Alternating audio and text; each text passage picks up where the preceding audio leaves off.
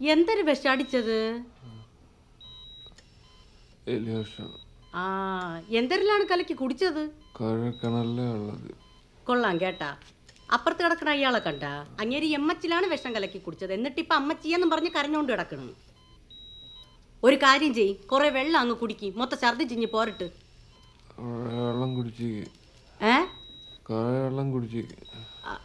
ആ, കുറച്ചും കൂടി ഛർദിക്കിട്ട് നിങ്ങൾ കുറച്ച് വെള്ളം കുടിക്കും കേട്ടാ. കൂടെ ആരെങ്കിലും വന്നാ എന്തൊരു പുറത്തുണ്ടാ? ആ ആ ആ ശരി. സിസ്റ്ററെ കുറെ വെള്ളം കുടിക്കും കേട്ടാ.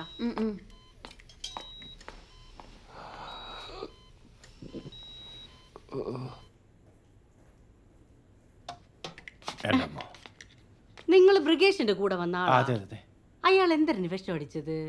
ഒന്നും പറയാണ്ടേക്കുന്നല്ലേ. അതായത് ഇതുവരെ കല്യാണം കഴിച്ചിട്ട് പെണ്ണ് കിട്ടണ്ടേ. 10 വയസ്സായി. അപ്പൊ എലി വിഷം എടുത്ത് കഴിച്ചു. അതിനൊക്കെ ഇപ്പൊ പ്രശ്നം എന്തര്? എനിക്ക് കിട്ടിയില്ലല്ലേ ഇതൊരു ചെറുക്കന്. ഓ, ഗവൺമെന്റ് പണി ഉണ്ടായിട്ട് കല്യാണം കഴിച്ചിട്ട് ഇതുവരെ ഞാനും കഴിച്ചിട്ട. അതെന്തരെന്നറിയാമോ? ജ്വാത്സ്യന്മാര് പറയണത് എന്തര് എന്റെ ചൊവ്വയില് ശുദ്ധം കേറിപ്പോയെന്ന്. കറക്റ്റാണ്, കേറിയിട്ടുണ്ടാവും ചിലപ്പോ. ഓനിപ്പോ എങ്ങനെയുണ്ട്? കുഴപ്പമൊന്നുമില്ല. നാളെ ചിലപ്പോ നമ്മള് വാർഡിലോട്ട് മാറ്റും. പിന്നെ ഒരു കാര്യം പറയാനുണ്ട്, കിടക്കാൻ ബെഡൊന്നും കിട്ടൂല. ഒന്നും വേണ്ട, ഞാൻ ഇടം കിടന്നോളാം. അയ്യ, നിങ്ങൾക്ക് കിടക്കണ കാര്യമല്ല ഞാൻ പറഞ്ഞത്, ഞാൻ രോഗിയുടെ കാര്യമാണ് പറഞ്ഞത്. വേണമെങ്കിൽ വെളിയിൽ നിന്ന് പാവെല്ലാം വാങ്ങിച്ചോണ്ടോ തറയിൽ വിരിച്ചെങ്കിലും കിടക്കാം. ഓൻ വിഷം കഴിച്ചു വെച്ചാൽ രാജകീയ പദവിയിലാണ്. ഓൻ എനിക്ക് രാജാവാ. അതുകൊണ്ട് തറയിൽ കടത്താൻ പറ്റില്ല. എനിക്കെന്തര് ചേച്ചിനെ ഇപ്പൊ വിളിക്കാം. വല്ലാത്ത സ്വഭാവമാണല്ലോ. നോക്കട്ടെ, ഞാനിപ്പോ വിളിക്കാം. ചേച്ചിനെ വിളിക്കട്ടെ. കനലെരിയും സമരപഥങ്ങൾ കയറിയൊരാളിന്നു വരുന്നേ, കരുതലിനൊരു കാവലു പോലെ സൂര്യൻ. ചേച്ചി, ബ്രിഗേഷ് പണി പറ്റിച്ച്. എന്താടാ ഓന് പെണ്ണ് കിട്ടിയ? ഓൻ വിഷം കഴിച്ച്. ആണോ? എപ്പോ? ഞാനിവിടെ ഒറ്റക്കാന്ന്. വേറെ ആരുമില്ല. ഇനി ഓൻ്റെ അളിയനെ വിളിച്ചു പറ. ഇനിയിപ്പോ പോസ്റ്റ്മോർട്ടം കഴിഞ്ഞല്ലേ കിട്ടുള്ളൂ. പോസ്റ്റ്മോർട്ടം നമുക്ക് പിന്നെ ആക്കാം. ആദ്യം വേണ്ടത് കിടക്കാനൊരു ബെഡ്. അതെങ്കിലും തരാൻ വേണ്ടി പറ. അപ്പൊ ഓൻ ചത്തില്ലേ? ഓൻ ചാവാൻ വേണ്ടി തന്നെ വിഷം കഴിച്ച്. പക്ഷെ ഒരു കാര്യം ഞാൻ പറയാം, ഓൻ വാള് വെച്ച് ഇവിടെ കിടന്ന് ഓൻ ചാവും. ശരി, കട്ടിൽ വേണമെങ്കിൽ ഞാൻ സൂപ്രണ്ടനെ വിളിച്ചു പറയാം. അല്ലേ വേണ്ട, ആ ഫോൺ നഴ്സിന്റെ അടുത്ത് കൊടുക്ക്. ഇനിയെല്ലാം സിസ്റ്ററോട് പറഞ്ഞു, ഞാൻ ഇപ്പൊ കൊടുക്കാം. സിസ്റ്ററെ ഒറ്റ മിനിറ്റ് ഒന്ന് ഇങ്ങോട്ട് വന്നേ. വേമ്പാ വഞ്ചേച്ചി ഓറ് പറയും. ഞാൻ ചാത്തോത്ത് ബ്രാഞ്ച് സെക്രട്ടറി KP വനജയാ. സെക്രട്ടറിയാ പറയും എന്തര്?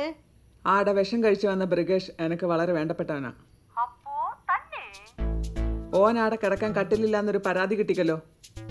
നിങ്ങൾ ആ കാര്യം ഗൗരവത്തിലെടുക്കണം. അതെ, നിങ്ങൾ ചോദിക്കുമ്പോ ബെഡ് എടുത്ത് തരാനേ. ഇത് കോവള റിസോർട്ടൊന്നും അല്ല. അവനെ ചാവാൻ വിഷമടിച്ചിട്ട് വന്ന് കിടക്കണതല്ലേ, അല്ലാതെ അതിർത്തിയിൽ വെടികൊണ്ട് കിടക്കണ പട്ടാളക്കാരനൊന്നും അല്ലല്ല. നിങ്ങൾ മാന്യമായി സംസാരിക്കണം.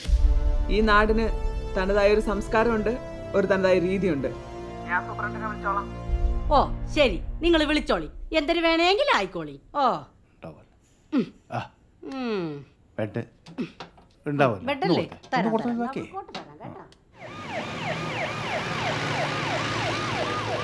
ഈ ചിലച്ചു കൊടുക്കല്ലേ പോയതേ. ഞാനിടയും പോയിക്കില്ല, ഇവിടെ തന്നെ ഉണ്ട്. ഞാൻ ഓന് കൊടുക്കാം, ഓൻ കിടക്കുന്നുണ്ട്. ബ്രിഗേഷേ, ഭാവിതയാടാ, ഓക്കൊരു സമാധാനമായിട്ട് വിളിക്കുന്ന. ഇനി 2 വർത്തമാനം പറഞ്ഞോളോട്.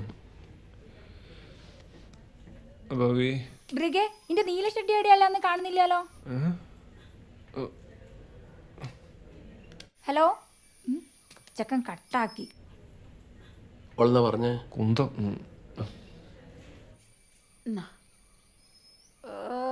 എപ്പൊക്കെ നിങ്ങൾ ആരെങ്കിലും അവനോട് നല്ല വാക്ക് പറഞ്ഞിക്കാ. ഭൂമിക്കൊരു കൊടുത്ത് സേവിക്കാൻ നിൽക്കുന്നു. ഇതാ കോലയിൽ നായിക്കാട്ടം കൊണ്ട് പല്ലേപ്പിക്കേണ്ട സാധനം.